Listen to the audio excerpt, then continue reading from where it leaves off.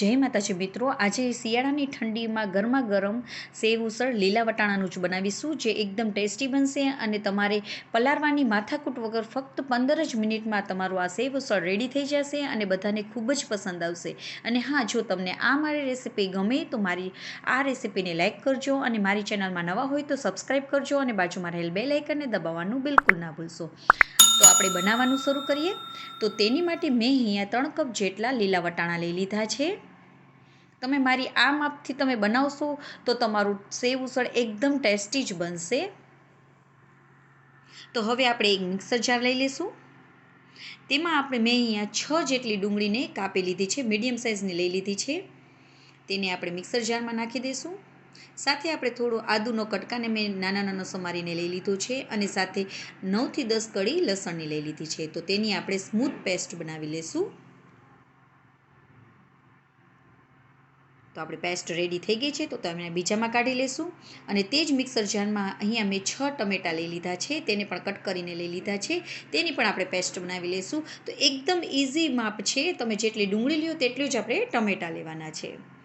તો તેની પેસ્ટ પણ રેડી થઈ ગઈ છે. તો હવે આપણે વઘારવાનું શરૂ કરીશું. તો તેની માટે મેં અહીંયા કુકર લઈ લીધું છે. તેમાં આપણે તેલનું પ્રમાણ થોડું વધારે જ રાખીશું, તો જ આપણું સેવ ઉસળ એકદમ ટેસ્ટી લાગશે. તો તેલ ગરમ થઈ જાય એટલે આપણે ડુંગળીની જે પેસ્ટ બનાવી છે તે નાખી દઈશું. હવે તેને આપણે થોડી વાર માટે કૂક થવા દઈશું. લાઇટલી કલર આપણો ગોલ્ડન બ્રાઉન થાય ત્યાં સુધી આપણે કૂક થવા દેવાનું છે. તો ડુંગળી આપણી સરસ રીતે કૂક થઈ ગઈ છે. તો હવે આપણે ટમેટાની જે પ્યોરી બનાવી છે તે એડ કરી દઈશું. ટમેટાં અને ડુંગળીમાં થોડા અંતરે પાકવામાં વાર લાગે છે, માટે આપણે અલગ અલગ જ તેને કૂક થવા દઈશું. હવે જરૂર મુજબ મીઠું પણ ઉમેરી દઈશું, જેથી કરીને ટમેટાં આપણા સરસ રીતે ઝડપથી કૂક થઈ જશે. ગેસની ફ્લેમને લો કરી અને ઢાંકીને આપણે ચડતર થવા દઈશું, કૂક થવા દઈશું. તો આપણા ટમેટાં પણ સરસ રીતે કૂક થઈ ગયા છે, તમે જોઈ શકો છો. તો તેમાંથી આપણે 3 થી 4 ટેબલ સ્પૂન જેટલી તરી માટે આપણે કાઢી લઈશું. તો તરી પણ આપણે આ જ મસાલામાંથી બનાવી લેવાની છે. હવે આપણે થોડા મસાલા કરી લઈશું. તેની માટે અહીંયા આપણે હળદર એડ કરી દઈશું. ધાણા જીરું થોડું વધારે જ નાખીશું, 5 ચમચી મેં લઈ લીધી છે. તેનાથી જ આપણી ગ્રેવી સરસ ઘટ બનશે. 2 ચમચી જેટલું કાશ્મીરી લાલ મરચાંનો પાવડર લઈ લીધો છે.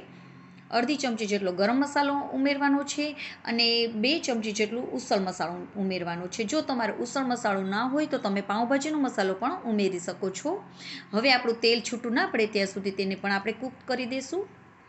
ગેસની ફ્લેમને આપણે લો રાખીશું. તો તમે જોઈ શકો છો આપણું તેલ છૂટું પડી ગયું છે. તો હવે આપણે વટાણા નાખી દઈશું. વટાણાને પણ આપણે મસાલા સાથે 2 મિનિટ માટે કૂક થવા દઈશું, જેથી કરીને આપણો મસાલો વટાણા ઉપર કોટ થઈ જશે તેનો. તો 2 મિનિટ થઈ ગઈ છે અને તમે જોઈ શકો છો કે મસાલો આપણો વટાણા ઉપર સરસ રીતે કોટ થઈ ગયો છે. તો હવે તેમાં આપણે 2 કપ જેટલું ગરમ પાણી નાખીશું. ગરમ પાણી નાખશો તો તમારો મસાલાનો કલર એવો ને એવો જ રહેશે. હવે આપણે કુકરનું ઢાંકણ બંધ કરી દઈશું અને મીડિયમ ફ્લેમ ઉપર 2 સીટી થવા દઈશું કુકરમાં. 2 સીટી થઈ જાય એટલે કુકરમાંથી હવાને આપણે આપમેળે જ કાઢી લેવાની, કાઢવા દેવાની છે અને પછી કુકરનું ઢાંકણ ખોલવાનું છે. તો તમે જોઈ શકો છો કે સરસ રીતે આપણા વટાણા સરસ રીતે બફાઈ ગયા છે. તો આપણે એક વટાણો લઈ અને જોઈ લઈશું. તો જોઈ શકો છો આપણો વટાણા સરસ રીતે બફાઈ ગયા છે. તો હવે તેમાં આપણે 4 કપ જેટલું ગરમ પાણી એડ કરી દઈશું. સાથે 1 લીંબુનો રસને એડ કરી દઈશું અને આપણે ઉકળવા દઈશું. ત્યાં સુધી આપણે રસાને ઘટ બનાવવા માટે ચણાનો લોટ 2 ચમચી જેટલો ચણાનો લોટ લઈ લીધો છે, તેમાં પાણી નાખી અને સરસ પેસ્ટ બનાવી લઈશું. લમ્સ ના રહે તેવી રીતે પેસ્ટ બનાવવાની છે અને આપણું ઉકળે આપણો રસો ત્યારે તેમાં નાખી અને હવે તેને હલાવી લઈશું. તો છે ને, આપણે કાંઈ બી વસ્તુ રસાને ઘટ બનાવવા માટે લીધી નથી, ફક્ત આપણે ચણાના લોટનો જ ઉપયોગ કર્યો છે અને ઘરની વસ્તુમાંથી જ તમારું આ ઉસળ બની જશે અને એકદમ ટેસ્ટી બનશે. તો તેને પણ આપણે મીડિયમ ફ્લેમ ઉપર, ધીમી ફ્લેમ ઉપર 5 મિનિટ કૂક થવા દઈશું. તો તમે જોઈ શકો છો આપણો રસો સરસ રીતે ઘટ થઈ ગયો છે અને વટાણા અને રસો એકરસ થઈ ગયો છે. ધીમા તાપે રાખશો તો તમારે આ સેવ ઉસળનો ટેસ્ટ ખૂબ જ સરસ આવે છે, માટે ધીમા તાપે જ તેને ઉકળવા દેવાનું. છેલ્લે આપણે કોથમીરને સ્પ્રિંકલ કરી દઈશું અને તેને પણ હલાવી લઈશું.